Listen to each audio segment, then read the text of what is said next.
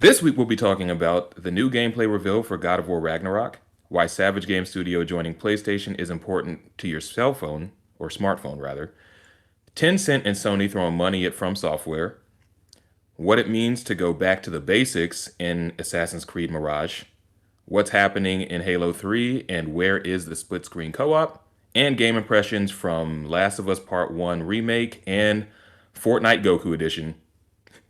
We'll get to those and more on Season 6, Episode 34 of Press X to Start podcast.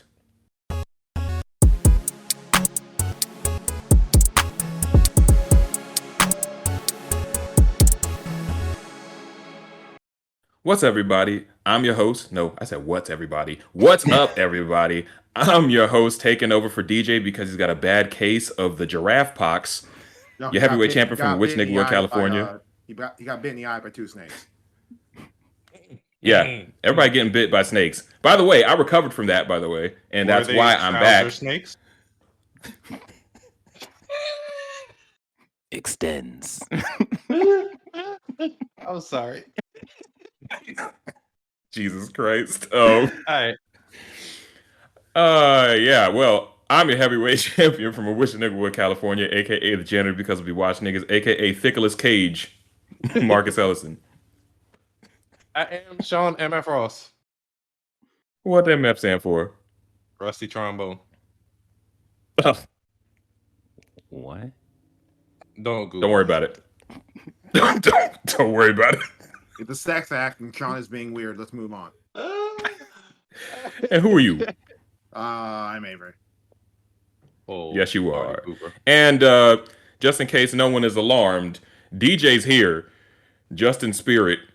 It's your You'll boy hear him. DJ, aka Sexy Bad Choices, aka. You know, I said I was going to forget that word, and I totally forgot that word. The ethereal producer. There we go. AKA. It wasn't monkeypox, guys. It wasn't snake bite. I just went in for a backyard surgery to get my face to look more like a Gundam, and it didn't go well. It didn't go well. He went for BBLs and they couldn't tell his face from his ass. I said RX-78 and they gave me a BBL. Oh, shit. Sean, that was a bar. That was good. Anyway, okay. Yeah. But, yeah, with that out the way, Press X to Start podcast is a weekly show where we talk about the latest gaming news, review the biggest games, and give you our thoughts on the games that we're playing. Our goal is to expand the video game media landscape through an underserved point of view. And now, we're going to go into the quick hits. Yes. Go ahead, Avery. Yeah. Okay. Having a bad weekend, guys. So I'm gonna see if I can't do my best. Our first story is from GameInformer. This is from Jason Guisao. God of War Ragnarok's combat lets you play with your food. I'm gonna let you guys handle this because I have not read or seen any of this. What does that even mean? I have no idea. So it's I put this on there. I meant to tell you about it before, but basically there was new gameplay content coming. Their new gameplay content came out for God of War Ragnarok, and it's basically showing you the new things you can do with the axe and the blades of chaos, and it looks pretty cool. It looks pretty cool. Let me, I'm guessing you can mess around and juggle the enemies before you actually like finish them off. That's what I'm thinking. I guess if they're saying you could play with your food, I guess it would mean you can like juggle them around or fuck with them before confirming the kill. Yeah, so you're able to do different little combos now, which is really cool. And then you can, so for your axe, I think like in God of War 2018, you can enhance it with ice, right? Yeah. That was the thing that you could do. Okay. So it's the same kind of thing going on here. And then with the Blades of Chaos, of course, you can enhance those with fire. So you're able to do a bunch of different combos before finishing off your opponents.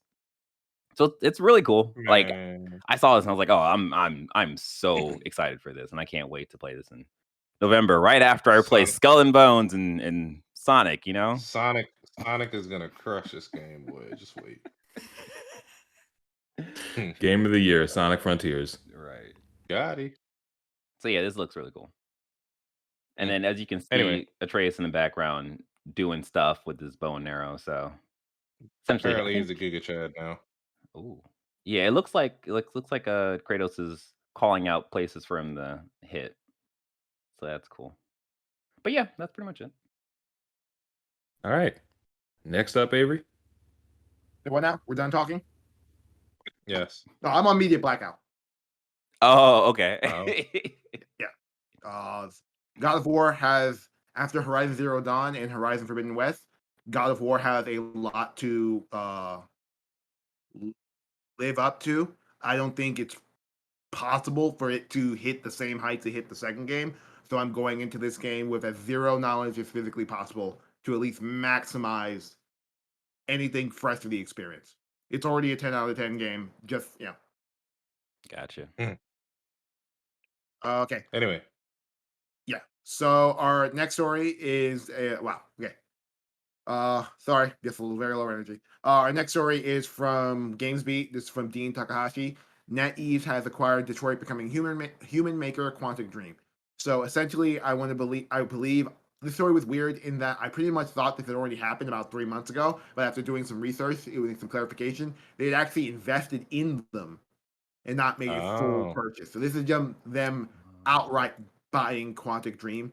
Uh, not there's not really much to say about this story in that I I don't know where you go from here with Quantic Dream. As far as some of the things they noted in this article from Dean Takahashi is that David Cage and the creative team and all of those people involved in Quantic Dream are going to still be involved. They have full creative control of themselves as an organization. Mm. The NetEase purchase just gives them NetEase money and maybe Chinese influence in their game design in the future. But whether that means a total overhaul of what they are as a developer, I don't know. You also get into the weirdness of that. I really like Quantic Dream games. They make a very specific type of game. I think they make a very specific type of game because of the creative team involved with that. So yeah. it's one That's of a those good point. situations. Do you buy Quantic Dream for the name and get rid of everyone, or name the IP and get rid of everyone, or do you buy Quantic Dream for the The people team. and for the team and you work from there? That's kind of Yeah, like like do they Sony with the Bungie. would they keep Yeah. David Cage? Of course. You think? I mean, I I don't think they should, but they probably will. Yeah. Why would you not want to But give David? because he's ass. Why? Yeah, he Well, had all those issues and stuff. Yeah.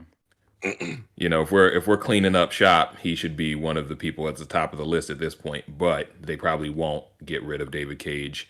But all this is telling me is that Quantic Dream gotcha game's coming. oh gosh.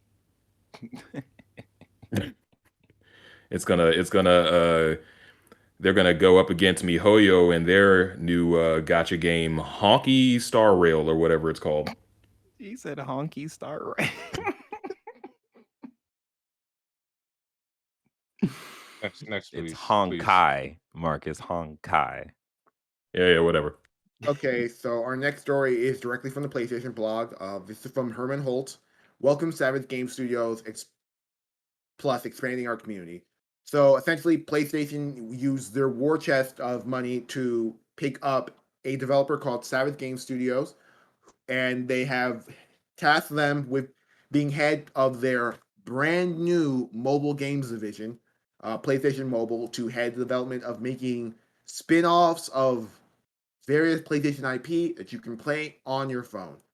In this article by Herman, he also makes a point to say that, hey man, us buying this place will do nothing, will not affect any of our development for any of our AAA games. Essentially, this means that none of our with us taking a focus on mobile, this means that none of our AAA studios need to even think about making mobile games, which then prompted me to spend about an hour in a Twitter live space of angry PlayStation fans, not just upset that PlayStation is wasting money on mobile games. They ain't getting Yeah, no money from me. I think we just have to see like what this actually amounts to, because this could be just something that we all just kind of forget and keep it pushing, or it could be like, oh, look at that, it's actually a cool idea that's coming from a PlayStation IP that we all care about. My money's on the former. This is the second time PlayStation has done a mobile imprint.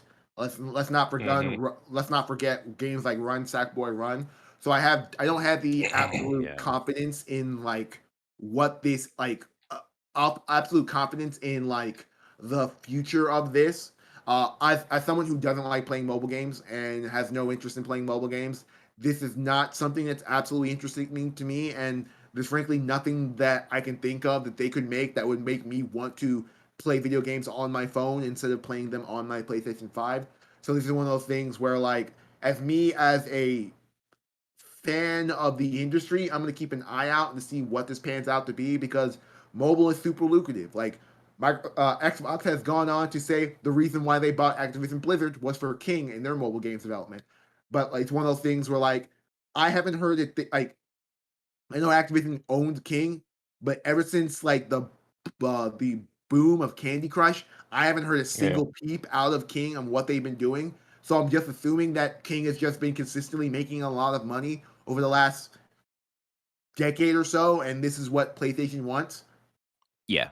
Yeah, like King is making bank off of Candy Crush. Like, apparently there's like 1,200 or so levels in Candy Crush now, because King has just been adding stuff to it over the years. So It it's just says ridiculous. in the second quarter of 2022, King generated 684 million in revenue. God Yeah. damn. Sounds about It's right. a lot of mothers. It's a good it's a good business investment in Sony's case, but it's one of those business investment that like it doesn't seem very. It's hard to say because Sony's in this weird flux period of a corporation where I can't really predict what is a Sony move and what is a non-Sony move. In that this is a brand new development as far as I can tell. They haven't really done anything, so there's nothing that we can point to and say these are the type of games that they're making, these are the successes they're making. So I have no real understanding of what relationship Sony has to them or what type of games that Sony could be making with them. Yeah. And then It's mobile. No, continue. I was just gonna say it's like a good business move, but in terms of like the hype around this is just almost non-existent because we all have a particular mindset when it comes to mobile games, and clash that with PlayStation is kind of like, all right, well, what are you gonna do with I mean, this? specifically, the PlayStation audience has a very specific idea of what mobile games is Right. because PlayStation marketed Yeah. its console as a dedicated hardcore video game console. So, like, the Yeah. audience for PlayStation isn't necessarily the audience for mobile games, but we'll see. Well, they could end up doing the because mobile games. I feel like over time, mobile games, there's like two divisions of mobile games now where there's like really, passive experience, casual mobile games like Candy Crush and stuff. And then they've got like, there's this one mobile game right now. I think it's about like gods or whatever. And you're playing like I forget what it's called, but I know it's like really big with like Gen Z kids and, so. You mean I Dislike? could Dislike. There we go. Dislike is a Yeah. game. Dislike is a gacha RPG. Like I think it has one of the coolest design aesthetics I've ever seen in any type of game. Like whoever designed their games is just like chef's kiss. All these characters look amazing, but it's nothing different than any other gacha game in terms of like. Is it really popular with Gen Z though, Marcus? Like, well, I mean that's pretty much all I've seen playing it, really. What you saying? I've Avery? seen. Oh, go ahead, Avery. No, you guys continue. I was gonna say I've seen ads for. Was it Dislike? Yeah, I've seen thousands of ads for Dislike. Yeah, it's insane. It's just it's everywhere. But yeah, I haven't seen anyone play it, so I don't really know. But games like that are really hard because like Nintendo had their own version of that, Dragalia Lost, and I'm pretty sure Dragalia Lost is now ending its development. Like, which is one of those things. I started playing that. We just like these type of games are a gamble. Like we'll see what types of games they make. We'll see. Our next story is from Claire Jacob. This is from Kotaku. Tencent, Sony throw big money at Elden Ring maker FromSoftware. So both Tencent and Sony, I believe, already own shares in Yeah. Kadokawa. Wow, Kadokawa. Yeah, Kadokawa, who is the owners of FromSoftware, and this is them directly infusing FromSoftware with capital, owning about 30%. I think Tencent owns like 17 or 16, and Sony owns like 14, 13, around those numbers, which like I said, these are one of those Sony investments that like I don't know what it really means, because they've made a bunch of these investments. Like there's the Epic, there's the Discord, there's a bunch of investments that I don't necessarily know what that means for PlayStation, but ultimately what that means for FromSoftware is they just got an influx of cash to beef up their development in the future. And FromSoftware is a developer who shits out games. So like I would expect more FromSoftware games now at the quality and caliber of Elden Ring at a more quicker pace, if that makes sense. DJ, you might end up getting a new Armored Core. Oh yeah. Yeah. But like I definitely feel like what this means is that PlayStation is taking an eye at FromSoftware, and like, because I think they did the same thing as you said. They did the same thing with Discord, right? And then now we're getting like Discord integration kind of thing. And I feel like there's been things like this similar that happened in the past with PlayStation in terms of them putting money in a particular company that's not exactly first party.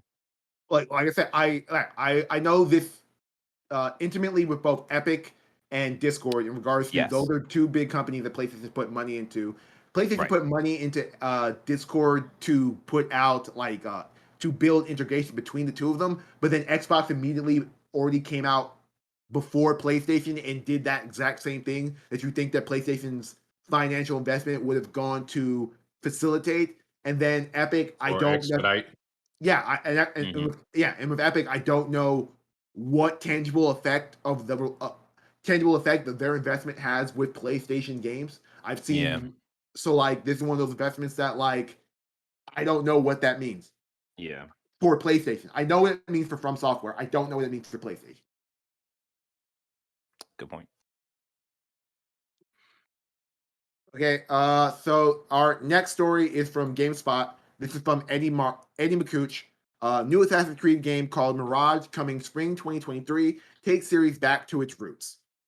So there is a whole bunch of industry insider leaking going on this week, or at least the week that we were recording this podcast, time travel. And one of the big things that came out was that we already knew that Ubisoft was making this game. We just didn't know any real details and really real confirmation of whether any of the details that we did know were true.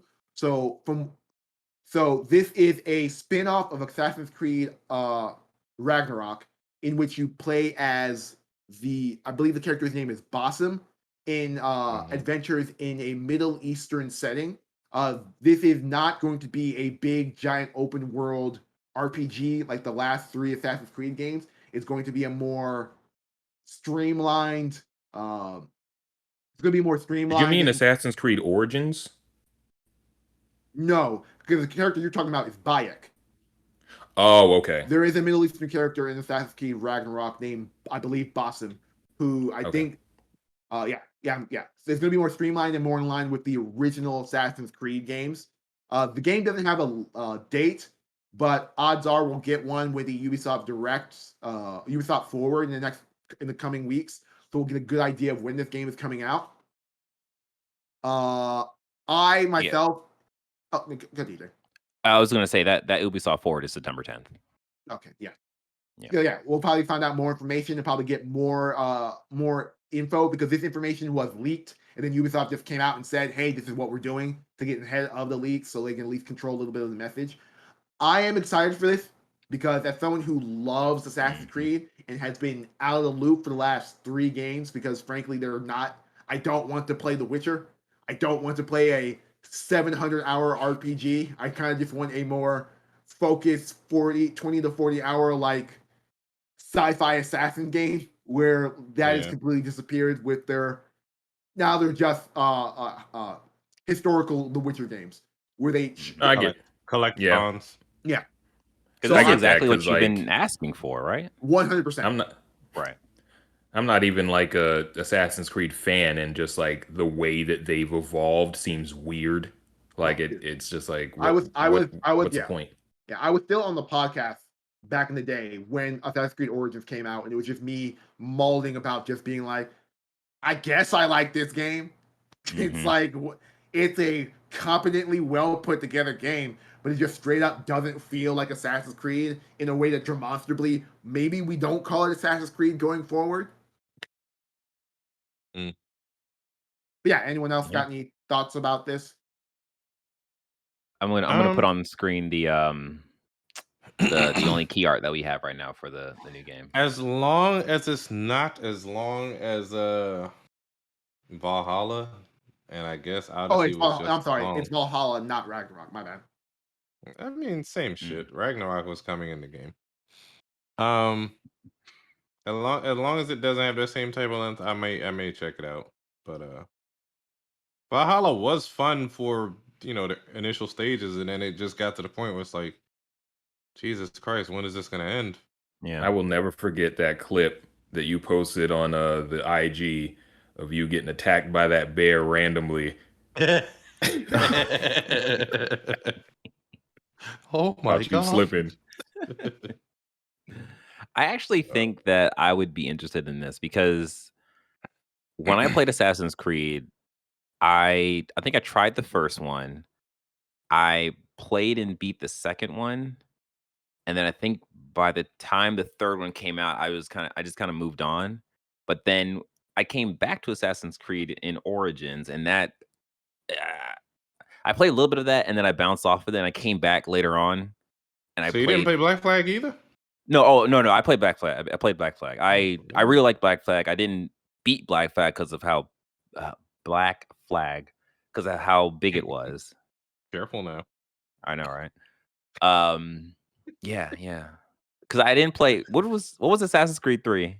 You guys are terrible. Revelation. It was just Assassin's. Okay, which was a Native American one? Oh no! Wow, that's wrong. I was thinking the Ezio collection. That is it's just called Assassin's Creed 3. Yeah. Okay. Yeah, I didn't play that one. But yeah. So them going back, like I'm actually interested in this. Got it. Well, anyway. Yeah. Next. Okay, so our next story is from VGC. This is from Tom Ivan. CD Projekt Red to reveal what's next for Cyberpunk 2077 in an upcoming live stream. All right, cool. Next story. Okay. I'm joking. Next is liquidating the assets of the game and just moving on to whatever they can do now. I'm curious to see what they're even trying to do at this point with this game. Like, what goodwill are you going to try to garner? What are you fixing in this game? Is it even selling?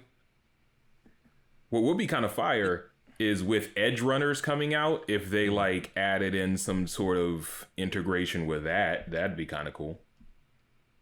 What say you, Avery? Well, I'm waiting for DJ so we can move to the subscriber plug.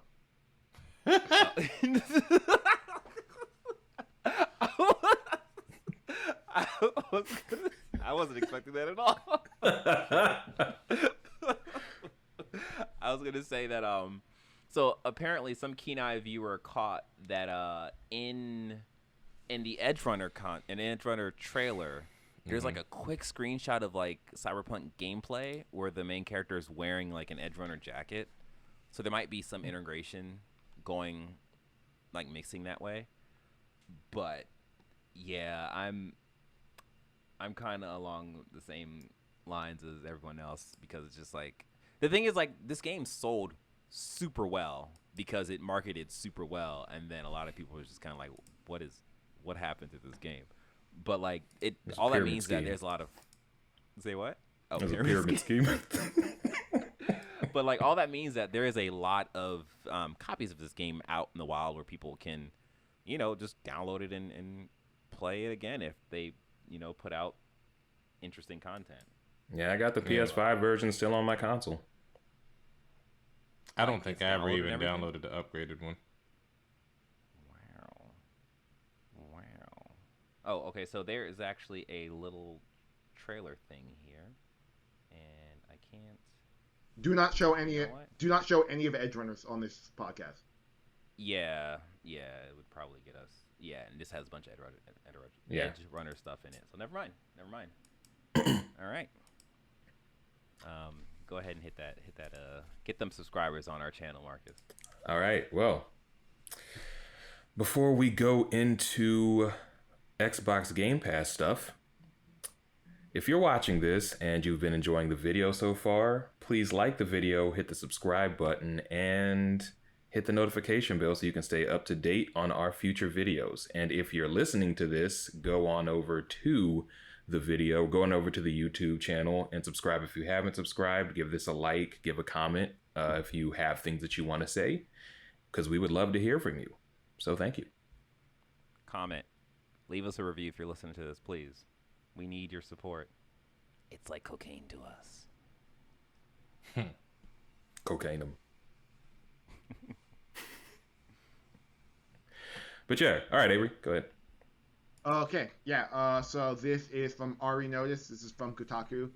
This is Xbox multiple account Game Pass plan sounds like a great deal.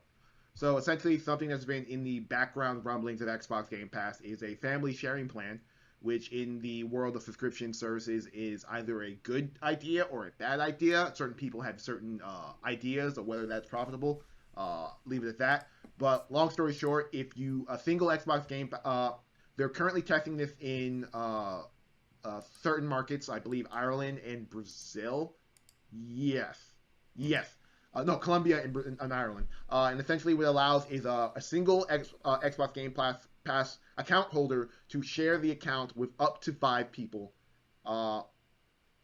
which I think is it's great for the hypothetical, it's intendedly great for the hypothetical household that is multiple Xboxes evolved, but realistically it's going to be a way for it's going to be a way for a group of, similar to how we share Sean's dirt cheap Nintendo Switch Online account. It is that, but for Xbox. I think from a pure user consumer based standpoint, it's a fantastic deal for everyone except for the account holder, because as the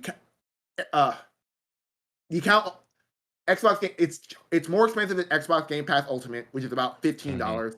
I think it's going to probably net out around somewhere around $20 a month.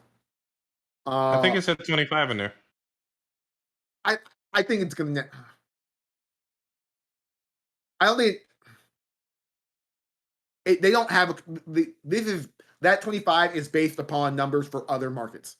And so it's not like precise. From a conversion standpoint, it's somewhere around $21.99. But like if I'm Xbox and I'm trying to keep a clean number that's easier for people to understand, I pick 20 over 21. I'm not exactly sure. Yeah. So yeah. It is. So yeah. It's for, as a consumer base, it's great for the Xbox ecosystem to proliferate itself into more people and get more people into the Xbox ecosystem. I'm still dubious about the economics of most subscription services, and I think I need to see more data from multiple subscription services about whether this is like an actual profitable thing. Because the only subscription services I know are the Nintendo one, which it's like the economics of that are just bad in general because of the way that service works. And then there is currently Netflix is trying this after doing everything in their power to prevent people from doing this entirely. And then there is the ultimate reach around of that. As of right now, I don't know if this covers xCloud and Game Pass Ultimate and things like that. So there's a lot of individual factors of value that I'm a little bit dubious on. But from a pure consumer standpoint, it seems great if you're into it.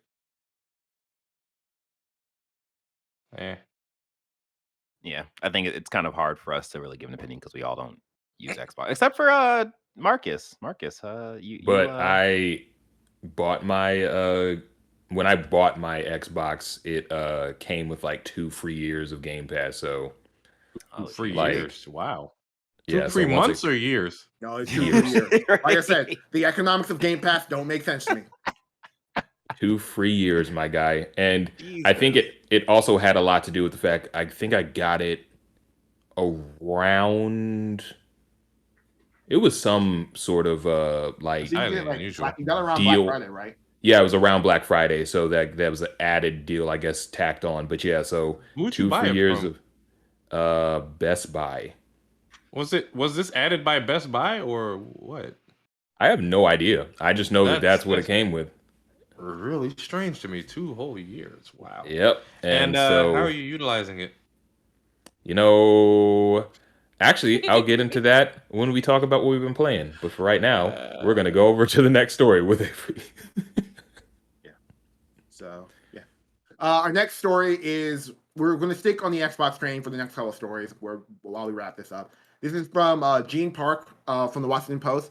Halo Infinite Season 3 delayed to March with Forge arriving in November. So Look at the in my pool. I want to be very delicate and magnanimous about how I speak about this because I don't want to say I told you so. But fuck. Okay, let me just Halo Infinite is a fucking disaster. And to now be its season, it's been out for a full year. Well, it's going to be out for a full year okay, let me break it down to games that make sense to me. I play Apex Legends. That game has been out for 4 years right now. I think around 4 years. Yeah. Yeah, almost We are at season 14. 14, 15. We get a new season every 3 months. That's a guaranteed brand new character, brand new balance changes. Every 3 to 4 seasons, we get a brand new map. We get a new gun every other season. There is a constant drip feed of content for that every 3 months that keeps the game refreshed. Even without the seasons, they still have events every couple weeks. Yeah, with brand new. Yeah, so there's always a constant drip feed. I play Valorant. Valorant has a brand new act every 2 to 3 months. That new act comes with odds are a new map, a new agent, balance changes, really detailed battle passes. These are both examples of games of service games, live service games that I'm currently playing. Even Destiny or Fortnite. Long story short, they launched Halo Infinite as a live service game, and it is currently not even doing DLC like the old model correctly, if that makes sense. Yeah. The first season of this game was 6 months long. They announced season 2, where they got 2 new maps, and I think they got a new gun. I'm not sure. And I think maybe a brand new game mode, and said the next season would be 6 months later, with no real details about what was going to happen in between the game. Then, with this, they've announced that third season, which is supposed to be coming soon, has been delayed till March, which pretty much means that season 2 is going to be 10 months long, with no new maps, no new guns, no new content to keep people playing this game. That's only in the multiplayer side. Another bit about this entire announcement is that, hey, Forge is coming in November. Okay. We're also no longer doing split-screen couch co-op. That's crazy. Which is something that they swore to high heaven in an era where no game was doing it anymore, that they would have this game. That they would have it in this game. It's insane. It's baffling. It's not even baffling. It makes sense. It makes sense to see Halo Infinite go from the highs it was having at the beginning of the year when the game came out. They gave everyone, we pulled the multiplayer off. We pull it off. Everyone, it's free. It's a live service game. We're going to be handling it with live service.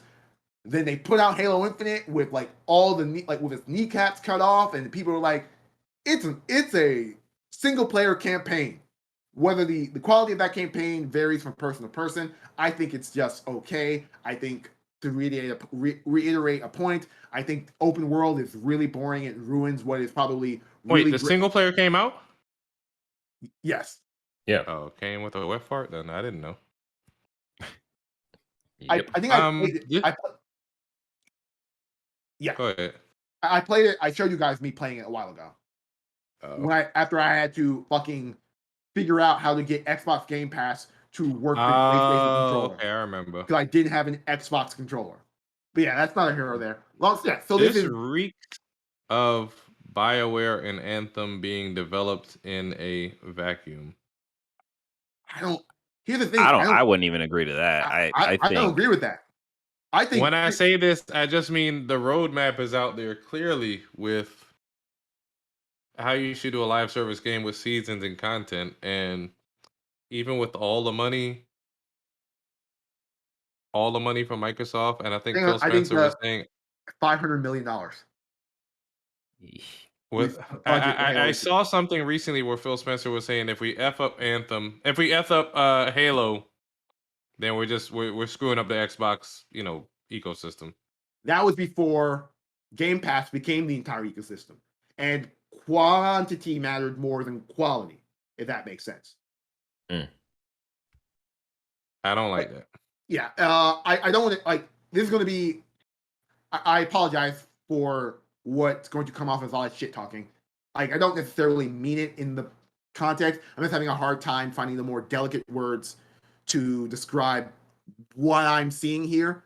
To your point about seeing a roadmap, this game was never supposed to be a live service game. But I believe in an era where Game Pass is the delivery system of all Xbox games, and they decided to rip off the multiplayer and make that a separate thing, it became a live service game. And they had no plans or they had no sort of roadmap or runway to build a live service game. Like, things I've learned about Valorant, and I've learned from Apex, and I've learned from Fortnite, and I've learned from all those games is they're prototyping shit for next year right now. The shit you're playing right now is shit that they've had working. They've been burning on the back burner. But if you remember that this was supposed to be a box $60 game that they ripped off the multiplayer off to be its own live service thing, that like they're putting out, as the cadence of they're putting stuff out seems to be more like just DLC drops of like the old school Halo that they were trying to couch as a live service game. I think Fortnite was supposed to start out as a single player game though, and look how quickly they pivoted. I would believe that Phil Spencer has access to Microsoft's war chest, and I'm not sure who's bigger, Epic or Microsoft. Microsoft is bigger. I feel no. Fortnite was always a multiplayer game. The pivot they made was just making a battle royale, which in the framework makes sense. And not the structurally of how we build content and release stuff that we're going to be a live service. It's incredibly disappointing, and I'm very curious to talk to Halo fans because I know objectively from looking at the outside in that like HCS is like the Halo Championship Series it's not popular. It's not this big thing that everyone's like excited for. No one's excited to watch comp Halo. Halo's popularity on streaming platforms like Twitch is like not even top 30 or 40. Like you have to look for it. Like Control F, find Halo to find it and where it is if you're looking for it on Twitch. I know pros and content creators aren't happy about it, but I don't know what the casual Halo audience is like, cares, like how they feel about the game. Because I'm the outside looking in. I'm not playing the multiplayer. I've never played the multiplayer. I'm just looking at it from the outside looking in and being like, oh, these are what they talked about going in, and now we are here right now, and I'm comparing it to other things. But the Halo audience could be like, oh, I'm having fun playing Halo because by all reports, it's a solid multiplayer shooter. Yeah. We'd have to ask Jordan. I don't even think he's playing it though. Well, yeah, but I mean, he's the closest we would have to a casual Halo fan, or not even a casual Halo fan, a pretty big Halo fan, and so he would actually probably have thoughts on it. But yeah, oh It's well, moving on. it's a disappointing story to see Halo in this place like that. Like I do my other point about I called it like when they made the pivots early on, I kind of saw the tea leaves of where this would go, especially with the nature of how video games have evolved and what's hot and what's not. And like what Halo needed to be was this slam dunk. And to see it barely a year out and to be in its state right now, and as far as I can tell, with the way Microsoft is operating, they don't necessarily care. And I don't think they have to care with the strength of Game Pass because they're able to put out that big number at the very beginning of the Halo's life cycle that we have X many people playing Halo. Yeah. Yeah. Yeah. Hopefully, I just no, continue. DJ. I'm sorry. yeah, you're fine.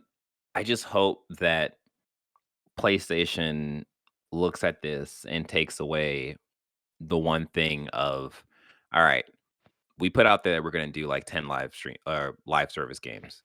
We have to make sure we have a plan in place that is not for now, it's for the future. So we are not in a position like 343 Studios. I'm gonna be. I think you're being you're being a little optimistic. I think we're gonna get the same issue that every live service game gets when it launches. Is Yeah. that oh it's great, fantastic 10 out of 10 game. Okay, I'm done with all the content they put in there. What do we do next? Yeah. Yeah. Okay, our final story is sort of a two-part buffet. It's more stuff we've already been talking about, but it's a story. So our first story is from GameIndustry.biz. This is from Daniel Pardis. CMA recommends second phase of Microsoft Activision investigation. I believe the Country Music CMA Awards.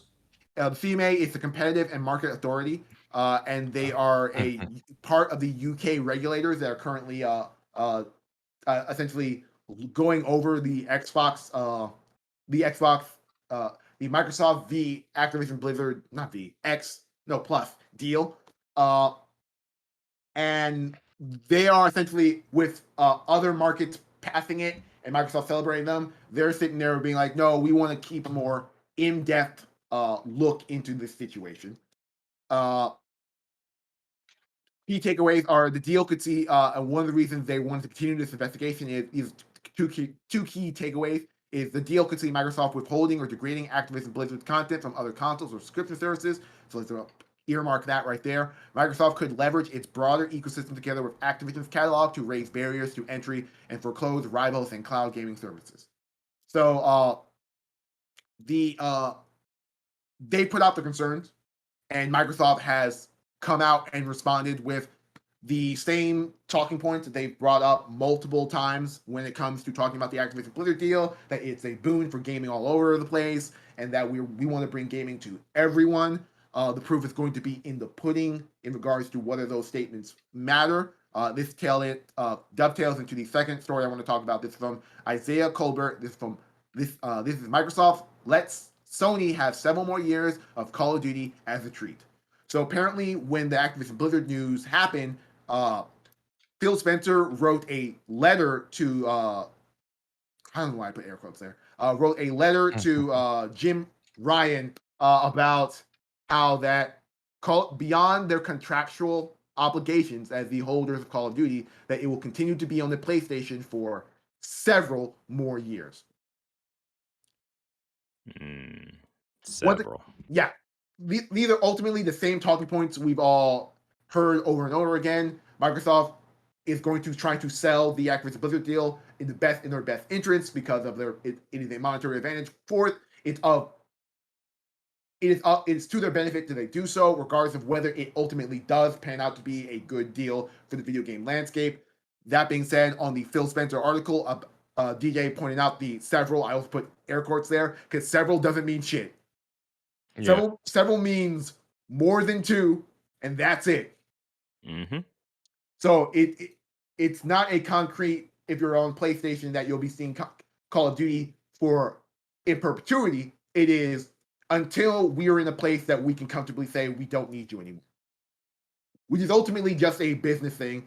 But as in many ways that Xbox currently operates, it's being couched in a it's being couched in congenial. Oh wow, I lost that word. It's being couched in good things, if that makes sense. Right. How much Steam does Call of Duty still have? We'll see if Warzone Depends 2 on how pops well the off. nose. If Modern Warfare 2 and Warzone 2 pop off, that is at bare minimum extra 3 years in whatever the life cycle is of Call of Duty. Yep. I'm sure Warzone will be popular, but it's not going to hit the same unless Bill Gates starts another, pandemic or some shit as a conspiracy theorist to say. Just pull a Westworld and just like send a bunch of flies out and infect people. Yeah, I think Warzone hit because it was free, it was competent, and everybody was inside. Yeah. Right. But like, I think it's just one of those things where the question is like, oh, is like you saying like, oh, Warzone's probably not going to hit the same high that it did before. I don't even think it needs to. Like, I feel like it was so popular when it came out that even now people are going to at least go to it to see like, oh, well, what's Check it out. happening here in Warzone 2, and that's Yeah. going to be a big pop for them, and that's what they're going to market on. So I Not mean, if it's taking half their damn hard drive still. like to Sean's point about the success of Call of Duty, even its bad years, it is still the number 1 and number 2 top selling game on all platforms that it appears on. Yeah. So it's one of those things where like I think personally that it has at least if there are no improvements and if they're just sitting on their laurels and not doing anything to make the game more better, it's got, in my estimation, about 5 to 6 years Mm-hmm. in which it will still be a juggernaut. And it is still one of the casual games that like people who buy a console for like one experience buy. That is true. And there is no alternative. Halo failed, Battlefield failed. it's just those. It's just those. Yeah. That's true. They're the Madden NBA 2K variety of gamer like will still be playing Call of Duty for as long as they're putting out Call of Duty games probably. Yeah. And you also have to realize that like we're talking about this, but in a way we are the vocal minority because there is a ton of people who just go to whatever game store and just, oh, it's a Call of Duty. I don't have that one. Let me buy that one. And that's all it is to them. So yeah. Mm. Yeah, so it's the same. It's not really much to discuss. It's the same talking points from both sides of the equation. People having rational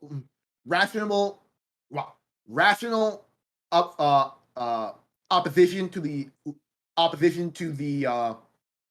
the deal, because there's no way to sugarcoat you spending $70 billion on another publisher and being like, Yeah.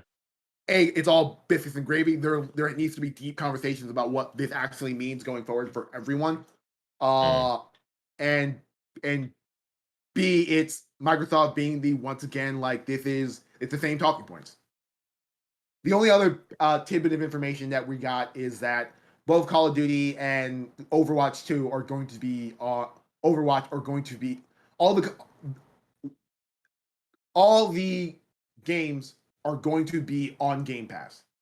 Yeah. Yeah. So Overwatch 2, which is now free to play anyway, is going to be on Game Pass. I don't necessarily know what that means for that game. I guess it's Just- extra free content, extra Yeah. free like skins and shit. Does Game Pass do that? I don't see why they couldn't. I mean, PlayStation Plus does that kind of. Well, I mean, less so, more free. It's just more spreadability, I think, if anything.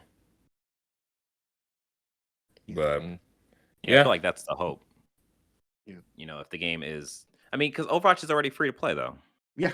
What I mean Well, that's what I'm is saying, with yeah. PlayStation Plus, Oh. they give away free Oh, I see what you mean. I see what Uh, you mean. cosmetic Like bundles content. for like Fortnite, Yeah. Apex, Smite. You know. They haven't really done that much with Overwatch though.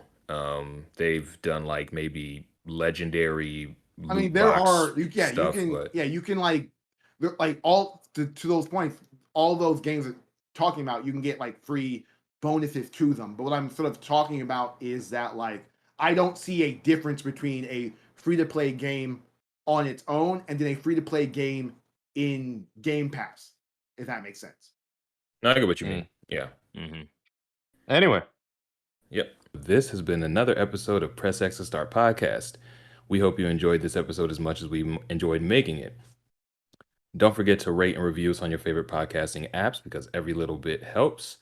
Also, remember to like, share, subscribe on our YouTube channel. And if you miss any of the details, then you can find this and more on our website at pressx2start.com.